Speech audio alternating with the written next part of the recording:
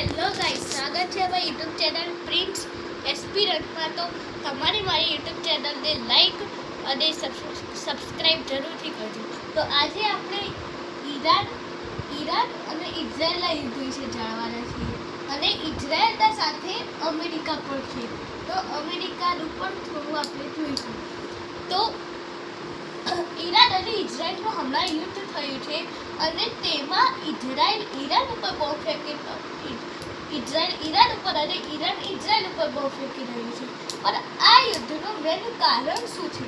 તો આ યુદ્ધમાં ઈરાન પોતાના જે પરમાણુ બોમ્બ છે તે વિકસાવવાનો પ્રયત્ન કરે છે, અને અમેરિકા કહે છે કે ઈરાન જે પરમાણુ બોમ્બ બનાવે છે તે અમે નહીં બનાવવા દઈશું, કારણ કે ઈરાને અમુક વખત ધમકી પણ આપી છે કે ઇઝરાયલને અમે આવું કરીશું એવું કરીશું.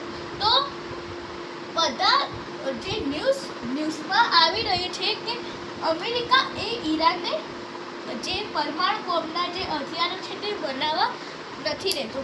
અને હમણાં અમેરિકાએ ઈરાન ઉપર બીટુ બોમ્બથી હુમલો કર્યો છે. તો આ બધા યુદ્ધના વચ્ચે ભારતમાં શું પ્રભાવ પડી શકે છે? તો ભારતમાં કોઈ મિસાઇલ તો નહીં પડે, પણ ભારતમાં એક ઇકોનોમિક ક્ષેત્રે, મતલબ એક પેટ્રોલિયમ, એવા બધા ક્ષેત્રે એક થોડોક જ પ્રભાવ પડી શકે છે. કારણ કે ભારતમાં જે પેટ્રોલનું રિઝર્વ ને એ બધું છે, પણ તે થોડા સમય માટે છે. આપણે રશિયાથી ઘણું બધું ઓઇલ પરચેસ કર્યું છે, પણ હવે આ બધું ઓઇલ જો પૂરું થઈ ગયું તો આ જે સ્ટેટ ઓફ હોર્મુઝ છે, હવે આ ઈરાન છે, તો સ્ટેટ ઓફ હોર્મુઝ જો ઈરાન બંધ કરી દેશે તો અહીંયાથી જેટલું ક્રૂડ ઓઇલ ને એ બધું આવતું હશે તે આખું સપ્લાય બંધ થઈ જશે, અને એમાં આખા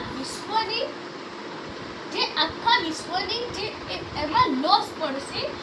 જે રીતે ક્રૂડ ઓઇલમાં, પછી એલપીજી એલએનજીમાં એવા બધા લોસ પડશે. એટલે ભારત હવે તેની તૈયારીમાં છે કે હવે આપણે ક્યાંથી પરચેસ કરવું. તો આ યુદ્ધમાં ભારતનો શું પ્રભાવ પડી શકે છે તે આપણે જાણ્યું, અને ભારતને કેવી રીતે આનાથી બચવું જોઈએ તે આપણે જાણ્યું. તો ભારતને ઘણા બધા દેશોની મદદ લેવી પડે છે, અને અત્યારે ભારત પાસે એટલું બધું પણ ક્રૂડ ઓઇલ છે, અને જે ભારતમાં જે હોટલ રેસ્ટોરન્ટ એ પણ બંધ થઈ ગઈ છે, પણ અત્યારે ભારત પર એટલો બધો પ્રભાવ નહીં પડી રહ્યો. તો થેન્ક યુ.